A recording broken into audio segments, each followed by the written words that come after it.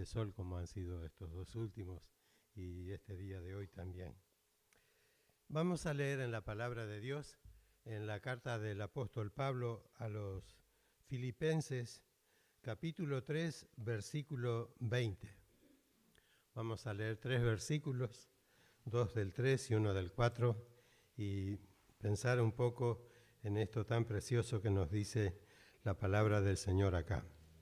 Filipenses, capítulo 3, versículo 20.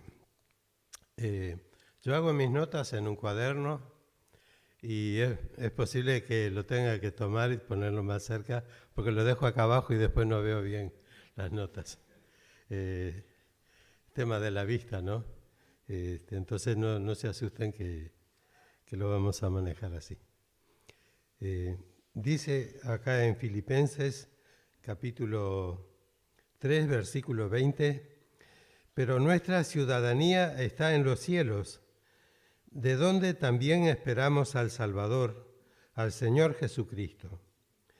Él transformará nuestro cuerpo mortal en un cuerpo glorioso semejante al suyo, por el poder con el cual puede también sujetar a sí mismo todas las cosas. Así que, hermanos míos amados y deseados, gozo y corona mía, estad así firmes en el Señor, amados. Hasta ahí nomás, hermanos, la lectura de la palabra del Señor. En otro domingo habíamos leído todo el capítulo 3, pero no tuvimos tiempo para pensar en estos dos últimos versículos.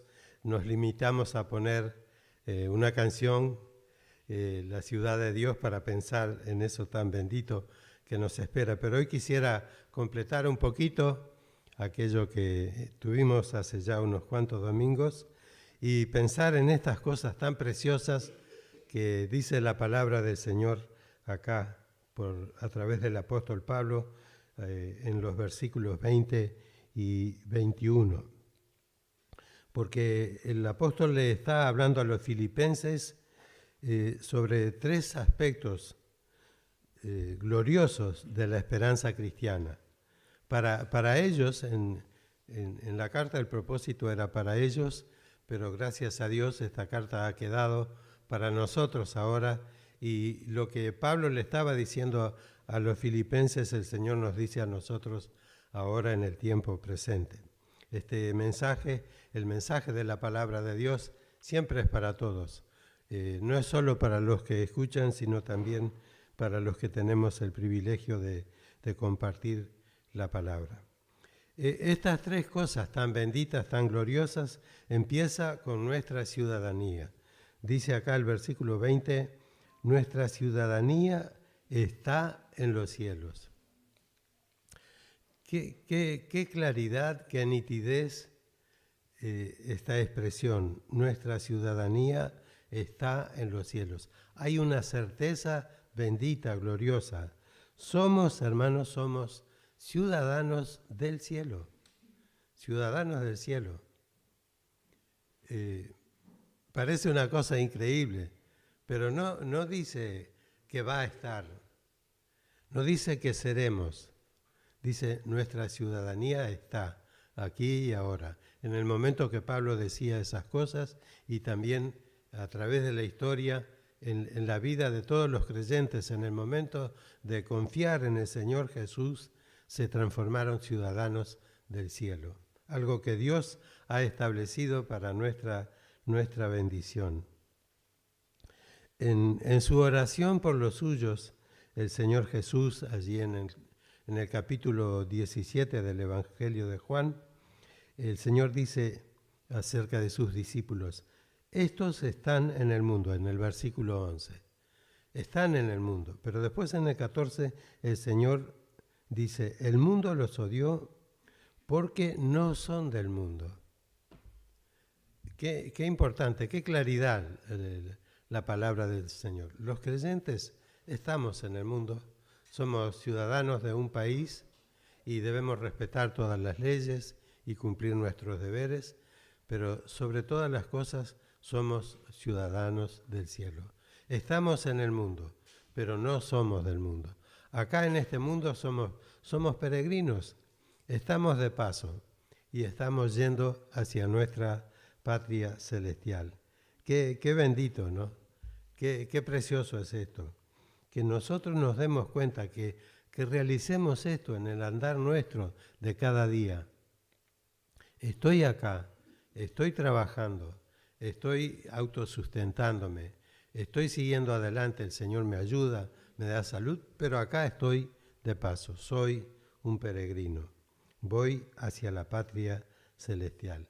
Eso hay que recordarlo, hermanos, porque es muy bendito, es muy glorioso esta realidad que nos enseña la palabra de Dios. Un viejo himno dice: yo voy a un hogar de hermosura sin par, donde me espera mi buen Salvador. Un hogar de amor, donde no habrá más dolor, y su luz nunca habrá de menguar. Oh patria feliz, donde mi alma anhela llegar. Un hogar de amor, donde no habrá más dolor, y su luz nunca habrá de menguar. Hermanos, gocémonos, nuestra ciudadanía está en los cielos. El apóstol quería que estas verdades quedaran grabadas en el corazón, en la mente, en todo el ser de aquellos hermanos de Filipos. El segundo suceso bendito que está también por delante es la venida del Señor Jesús por su iglesia.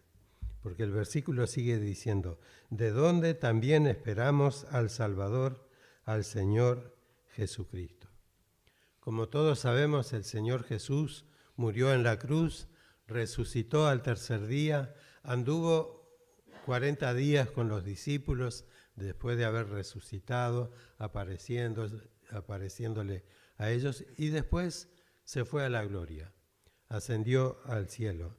Y allí en Filipenses en esta misma carta, en el capítulo 2, nos dice que el Padre lo exaltó hasta lo sumo y le dio un nombre que es sobre todo nombre. El Señor Jesús está en el cielo, está siendo glorificado por su Padre. Los seres celestiales se gozan en esa bendita compañía que está a la diestra del Padre, en el Señor Jesús. Y ¿qué pasa con el Señor en la gloria en relación a nosotros?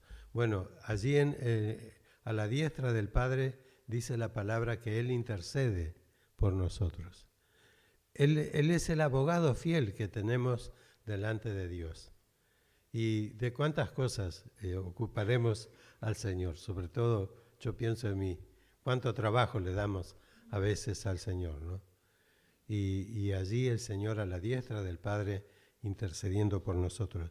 Pero allí Él está con una expectativa, está aguardando un momento que nosotros no sabemos cuándo es.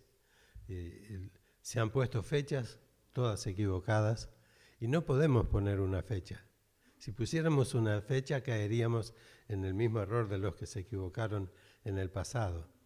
Pero en el plan de Dios está establecido que en un momento el Señor, aquel que está sentado a la diestra del Padre, va a dejar ese lugar precioso que está ocupando, salir de allí y va a arrebatar a su iglesia de este mundo. Qué precioso. El texto dice: esperamos al Salvador. Ahora, seamos sinceros, hermanos. ¿Realmente esperamos al Salvador? ¿O las cosas de aquí abajo nos embarullan tanto que nos olvidamos un poco de esto? Yo creo que sí, que nos olvidamos bastante. Pero qué bueno es que recuperemos esta verdad en nuestra mente, en nuestro corazón, y digamos, bueno, el Salvador va a venir y me va a llevar junto con mis hermanos en Cristo a su bendita presencia. ¿Vivimos con esta expectativa? Tal vez, sobre todo los que somos más veteranos, pasemos por la experiencia de la muerte. No lo sabemos. El Señor podría venir hoy. Hoy podría venir a buscar y llevarse a su iglesia a la gloria. Pero qué lindo es que esa esperanza bendita y gloriosa esté latiendo en nuestro corazón, porque el regreso del Señor Jesús es sin duda alguna una motivación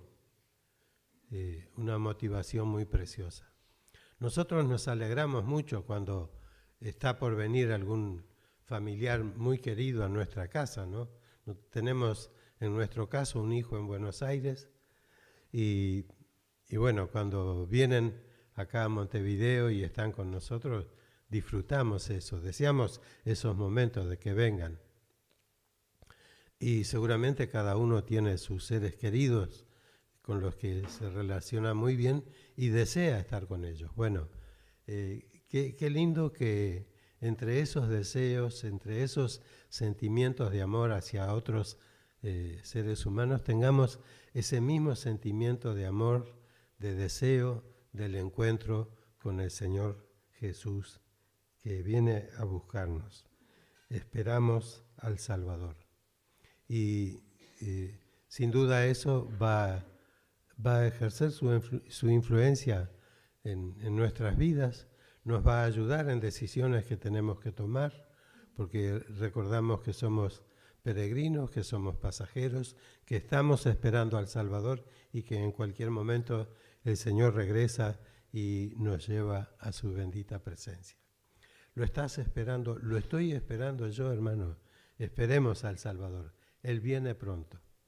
Él viene pronto. En los tesalonicenses, cuando Pablo les habló de la venida del Señor, ellos ya algunos querían dejar de trabajar, de dejar todas las cosas, porque el Señor venía otra vez. Pero el plan de Dios no era así. Nosotros no sabemos el plan de Dios, no vamos a dejar de trabajar y de cumplir con nuestros deberes, pero sí que tengamos en el corazón esa expectativa bendita y gloriosa de que el Señor viene a buscarnos.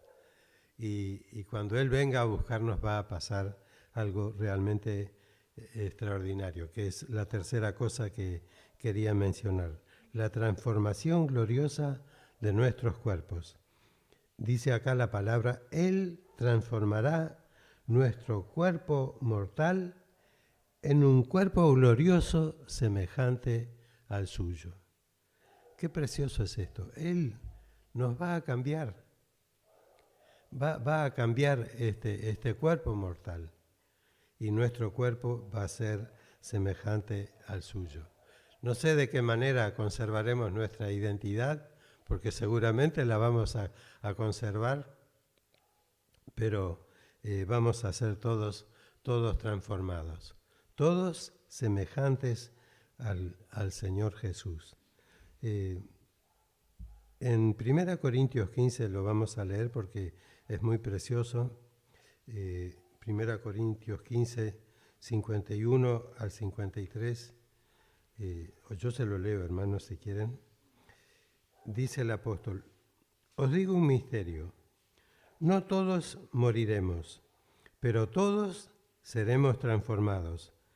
En un momento, en un abrir y cerrar de ojos, a la final trompeta, porque se tocará la trompeta y los muertos serán resucitados incorruptibles y nosotros seremos transformados. Pues es necesario que esto corruptible se vista de incorrupción y esto mortal se vista de inmortalidad. Qué precioso, qué bendito es lo que nos espera a nosotros. Esa transformación, ese cambio glorioso que el Señor va a producir. ¿Y esto es para algunos? No, esto es para todos los creyentes. Toda persona que haya creído en el Señor Jesús como su Salvador personal va a experimentar este cambio, esta transformación bendita y gloriosa de que nuestros cuerpos serán transformados y serán hechos semejantes al del Señor. Así que es algo para todos. Es algo que va a ser instantáneo, Va a ser así en un momento. Dice, leímos ahí, en un abrir y cerrar de ojos, ¿no? En un parpadeo. Qué impresionante, ¿no?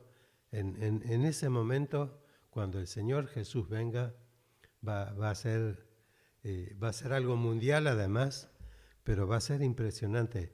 Los creyentes muertos, sus cuerpos que ya se desintegraron, que ya ni se sabe dónde están, porque está hablando de toda la iglesia, desde los apóstoles para acá. Entonces muchos creyentes murieron en alta mar, los tiraron al mar, se los comieron los peces.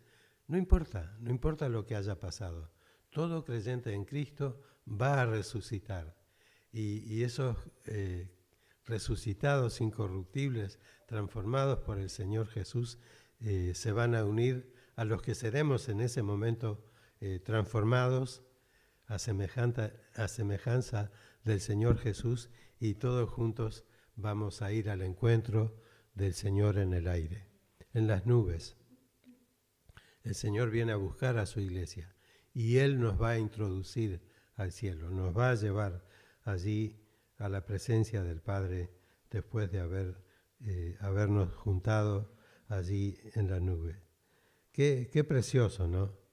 Realmente es algo para detenernos, considerar esto, masticarlo bien, disfrutarlo, porque es algo muy grande que Dios ha preparado para nosotros.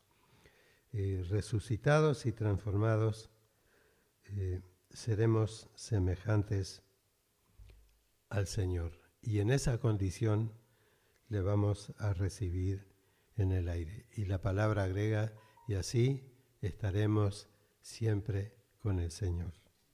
Realmente esto que el apóstol Pablo está diciendo acá es muy animador, muy precioso, y debe estimularnos a todos nosotros a vivir una vida en sintonía con estos planes preciosos que Dios tiene para nosotros.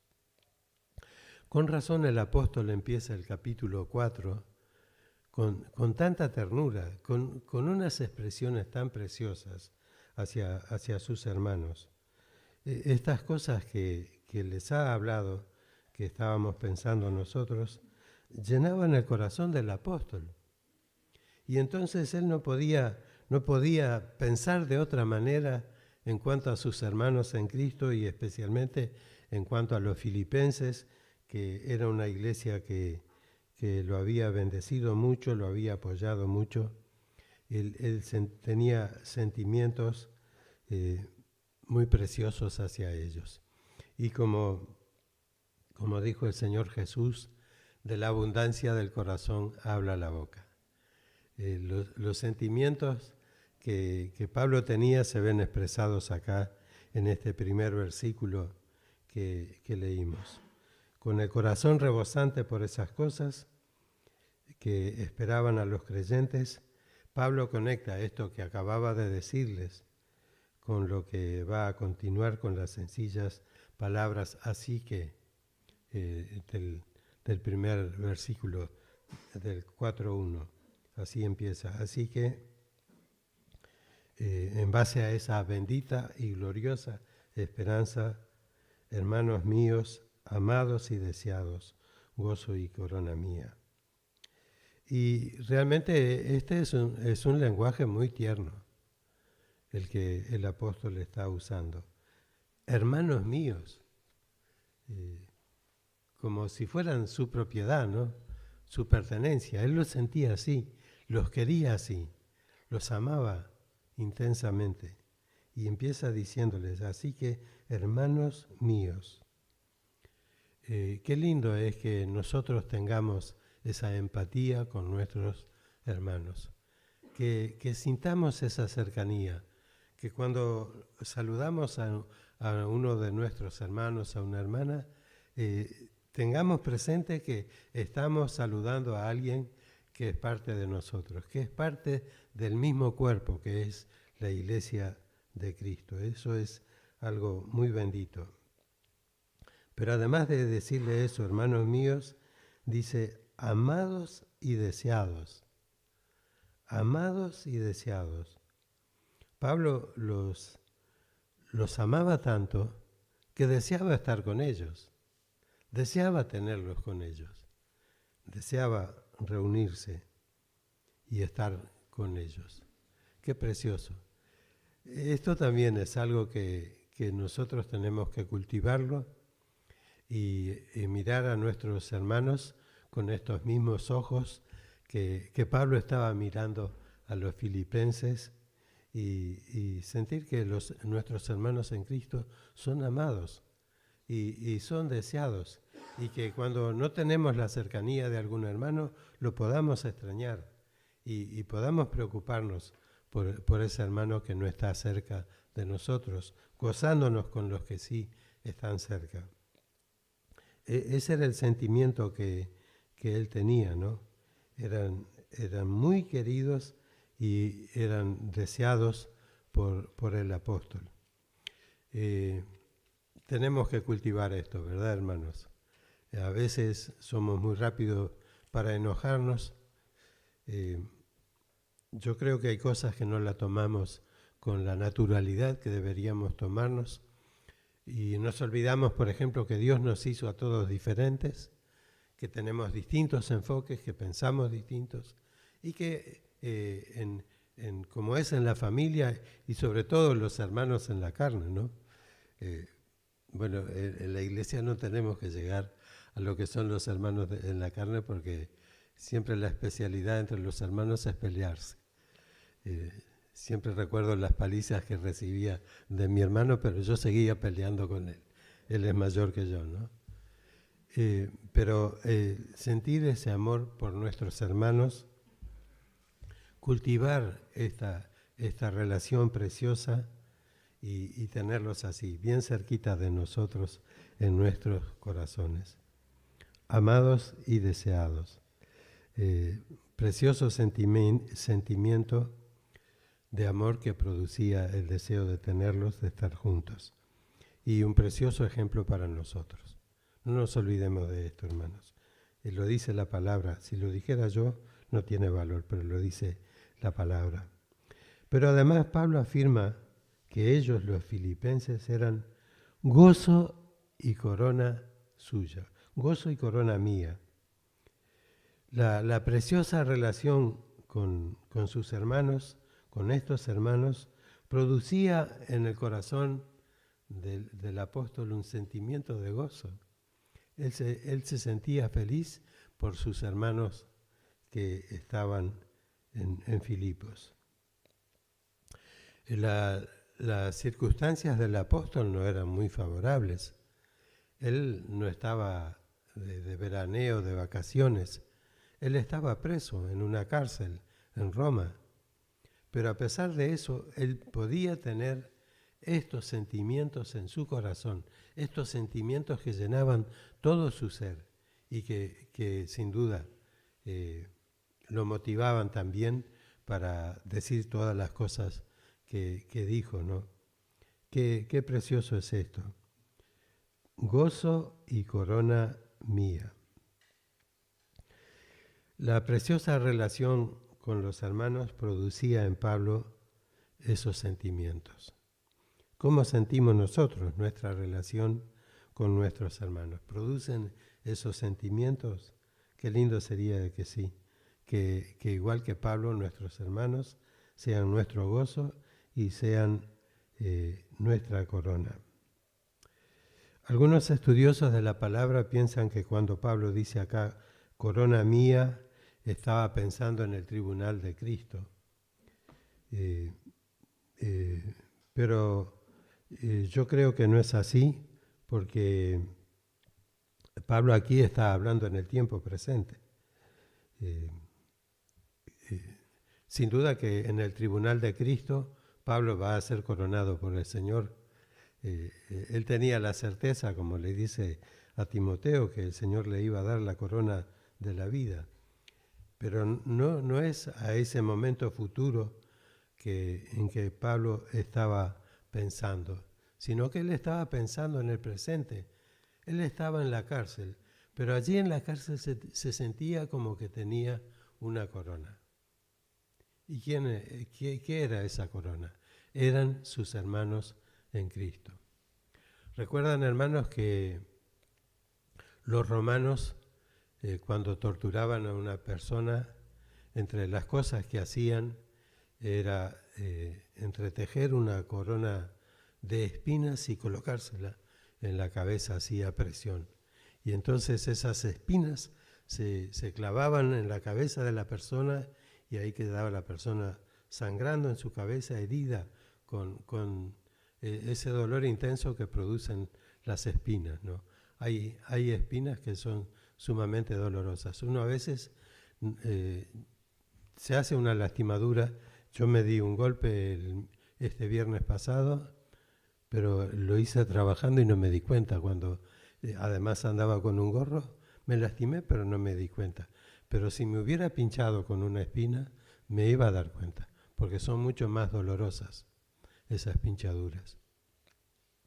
Y bueno, los romanos hacían eso. Al Señor Jesús lo azotaron, dice en el Evangelio de Juan capítulo 19, y esos soldados crueles hicieron una corona y se la pusieron en la cabeza al Salvador. Pero no era esa la corona que Pablo tenía. Pablo sentía una corona distinta, una corona que no estaba compuesta por pinchos, sino que estaba compuesta por sus hermanos en Cristo.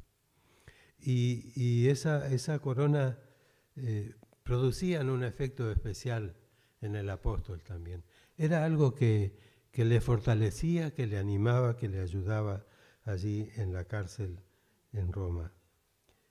Era una corona distinta, una corona que estaba compuesta de personas que lo amaban, que oraban por él, que lo apoyaban, que lo seguían por donde iban para enviarles ayudas para su sustento.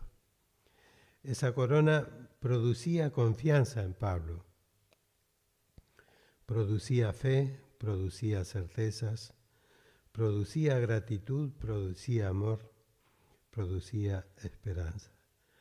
Cuánta gracia de Dios se estaba manifestando sobre la vida de su siervo a través del recuerdo de estos hermanos de Filipos. Qué lindo esto, hermanos, que él podía tener esos sentimientos como que estaba con una corona, y esa corona eran sus hermanos en Cristo. La gracia de Dios estaba desplegándose en el apóstol a través de la obra del Espíritu Santo en su corazón, para que él sintiera esas cosas tan preciosas. Y en medio de estas expresiones tan lindas, que haríamos muy bien en tomarlas nuestras, en nuestra relación con nuestros hermanos, el apóstol le hace un encargo muy especial. Dice este primer versículo: estad así firmes en el Señor, amados. Estad así firmes. En los primeros versículos de este capítulo 4, las palabras en el Señor se repiten 3 veces de una forma muy singular. La primera es esta: estad así firmes en el Señor, amado. La segunda, el versículo 2, sean de un mismo sentir en el Señor. Sean de un mismo sentir en el Señor. Y la tercera, en el 4, regocijaos en el Señor siempre. Qué cosas lindas. Y con la ayuda del Señor las iremos mirando, sobre todo las dos siguientes. Pero hoy pensemos un poquito, brevemente, porque la hora va así, en esta primera. Las 2 primeras palabras, estad así, nos hacen pensar que los filipenses realmente estaban firmes, y que en este estad así firmes, Pablo le está diciendo que se mantengan que sigan firmes en el Señor, que esa confianza que ellos tienen en el Señor, esa devoción hacia el Señor, que se mantenga, que no fluctúe, que se mantengan firmes en eso. Porque para los hijos de Dios, siempre, para nosotros también, por supuesto, siempre está la posibilidad de caer de esa firmeza, de salir de ese estado tan lindo.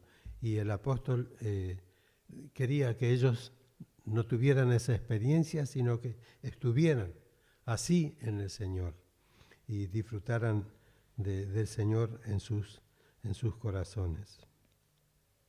El salmista, pensando en lo que tenía que hacer, decía: en mi corazón he guardado tus dichos para no pecar contra ti. Y el salmista quería mantenerse en la comunión, en la cercanía del Señor, quería mantenerse firme y por eso guardaba la palabra de Dios en su corazón para no pecar contra el Señor, para no perder esa sintonía con el Salvador. ¿Cómo estamos haciendo nosotros, hermanos? ¿Velamos por esta situación? ¿Nos preocupamos por nuestra vida espiritual? ¿Escudriñamos la palabra de Dios para tomar de ella el alimento, el aliento, la fuerza, el vigor que necesitamos para nuestra vida? Ahí está, en la palabra está todo lo que nosotros necesitamos para estar firmes en el Señor. Entonces, qué bueno que cuidemos este detalle de nuestra vinculación con la palabra, de que cada día de nuestra vida podamos abrir la palabra de Dios y tomar de estas enseñanzas tan preciosas que el Señor dejó para nosotros en ellas, para nuestra firmeza, para nuestro continuar, para seguir adelante. En 1 Corintios capítulo 10, versículo 12 dice: así que el que piensa estar firme, mire que no caiga. El que piensa estar firme, mire que no caiga. Qué bueno que todos deseemos estar firmes, pero qué bueno que todos estemos también en esa actitud de velar, de cuidar, de evitar que algo suceda que nos haga caer. El que piensa estar firme, mire que no caiga.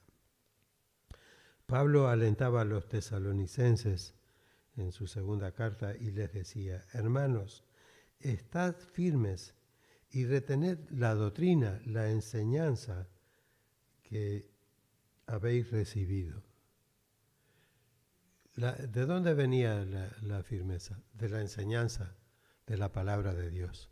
Ellos habían recibido esa carta de Pablo y ahí tenían los elementos necesarios para estar firmes, reteniendo esa enseñanza. Y hermanos, la deducción para nosotros hoy en día es lógica. En la palabra de Dios tenemos lo que necesitamos para estar firmes, para retener esa firmeza en la cual el Señor nos ha colocado. Allí en Efesios capítulo 6, donde habla de la armadura del creyente, Pablo le dice a los hermanos: tomad toda la armadura de Dios para que podáis resistir en el día malo y habiendo acabado todo, estar firmes. Es necesario, hermanos, que tomemos toda la armadura de Dios, la palabra de Dios, que atesoremos estas verdades preciosas que el Señor nos ha dejado en su bendita palabra para permanecer firmes, para seguir adelante para la gloria del Señor. Qué animador es esto, que nosotros tenemos, por la gracia de Dios, los recursos necesarios para poder vivir una vida victoriosa, una vida en firmeza, una vida sin caídas. Pero eso depende de lo que sea nuestra relación con la palabra del Señor. Ya la hora ha pasado, hermanos, yo no quiero extenderme más, pero nosotros como individuos necesitamos eso, necesitamos esa firmeza. La iglesia del Señor va a crecer y se va a edificar en la medida que nosotros, todos nosotros, nos afirmemos en el Señor. Por eso Pablo le dice también a los corintios esas palabras tan conocidas en el capítulo 15, versículo 58, donde le dice, así que en base a todo lo que Dios ha hecho y preparado para ellos, como veíamos cuando pensábamos en la venida del Señor allí, en esa descripción, en base a todo eso, así que, hermanos míos amados, estad firmes, firmes, firmes en el Señor, creciendo en la obra del Señor siempre.